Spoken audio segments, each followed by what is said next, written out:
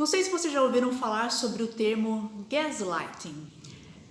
Esse termo em inglês surgiu nos Estados Unidos na década de 40, depois de uma peça de teatro que foi para o cinema, num filme onde um marido fazia sempre a esposa duvidar da sua percepção e da sua sanidade mental, sempre fazendo ela duvidar de coisas que realmente estavam acontecendo, mas ele dizia que era coisa da cabeça dela, que era loucura da cabeça dela.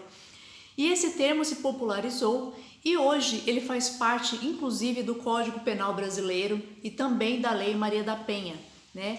Ele é considerado como uma violência psicológica, onde o manipulador, o abusador, ou o narcisista, ou um familiar, um amigo, um vizinho, essa pessoa ela começa a fazer com que você passe a duvidar da sua percepção, a achar que você está vendo coisas, que é coisas da sua cabeça, que é loucura, fazer você duvidar da sua sanidade mental. Isso é uma forma de manipulação, onde o abusador ele começa a distorcer os fatos que realmente aconteceram, começa a criar histórias para que ele se beneficie, ele ou ela, né? E o gaslighting, essa forma de manipulação, de violência psicológica, é assim, em geral, citado pelos psicólogos, como assim, sabe aquela gotinha homeopática de pouco em pouco em pouco? O abusador ou abusadora faz isso com a vítima para que a pessoa pouco a pouco vai perdendo a sua reputação, o seu nome, a sua dignidade, né? A pessoa que pratica o gaslighting também, para benefício próprio, a pessoa ela começa a distorcer fatos, a fazer triangulação, ou seja, passa informação para uma pessoa, para o segundo, para o terceiro, fazendo com que todas as pessoas fiquem contra a vítima e a favor do abusador, né? Como acontece um fato, né? Essa pessoa tem uma ação contra você inconveniente, invade seus limites, né? E quando você invalida aquele comportamento da pessoa, ou você expõe, ou você coloca limites na pessoa, aí essa pessoa que pratica o gaslighting, geralmente essa pessoa pode ser um narcisista ou não, mas geralmente a pessoa que tem transtorno narcisista ou borderline, a pessoa geralmente pratica isso com a sua vítima, né? Então, triangulação da informação, distorce os fatos para que aquilo o beneficie, faz com que a pessoa duvide da sua sanidade mental, expõe a pessoa para o maior número de pessoas possíveis para sair como uma pessoa acima de qualquer coisa, né?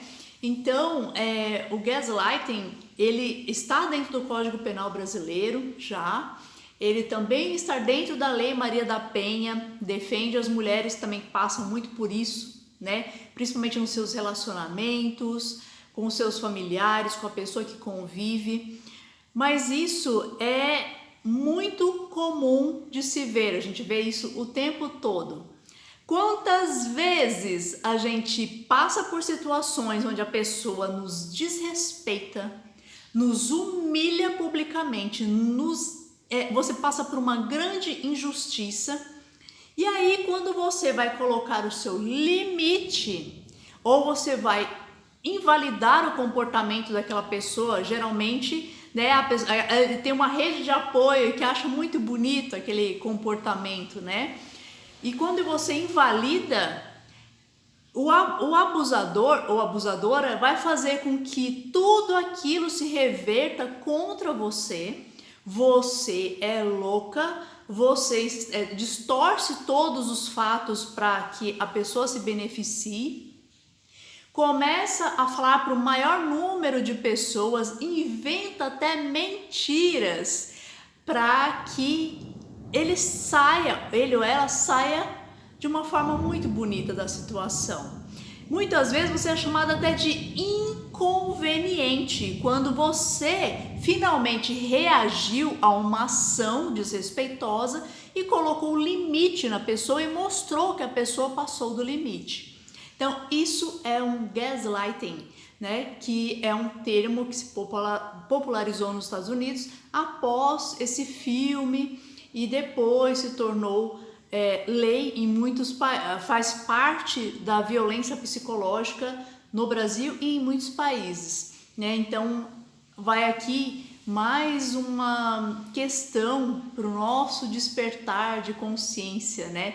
Quantas vezes a gente acha que a gente está agindo de uma forma super correta e a gente está praticando esse tipo de violência psicológica contra outra pessoa que foi uma vítima sua do seu desrespeito, né? Será que você não está passando do limite com a outra pessoa? E a pessoa tem todo o direito de te apontar, olha, você não foi legal isso que você fez, né?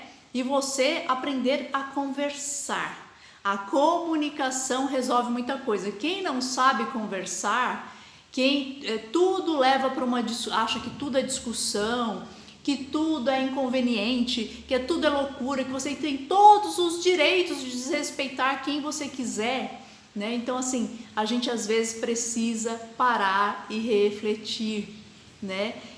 Será que a outra pessoa realmente está louca? Será que a pessoa está sendo realmente inconveniente? Ou será que a pessoa fez algo que ninguém nunca teve coragem de fazer? Chegar na sua cara e te apontar o dedo e falar, você está errado. Você fez isso, isso, isso, isso e aquilo.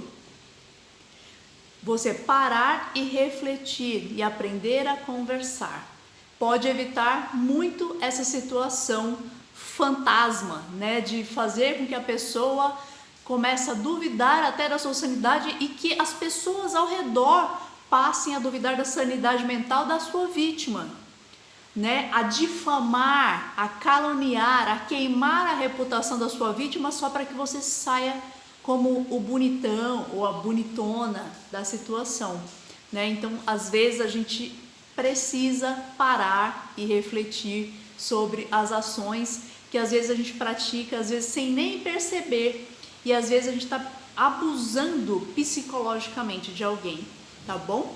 Fica aqui mais uma questão para o nosso despertar de consciência.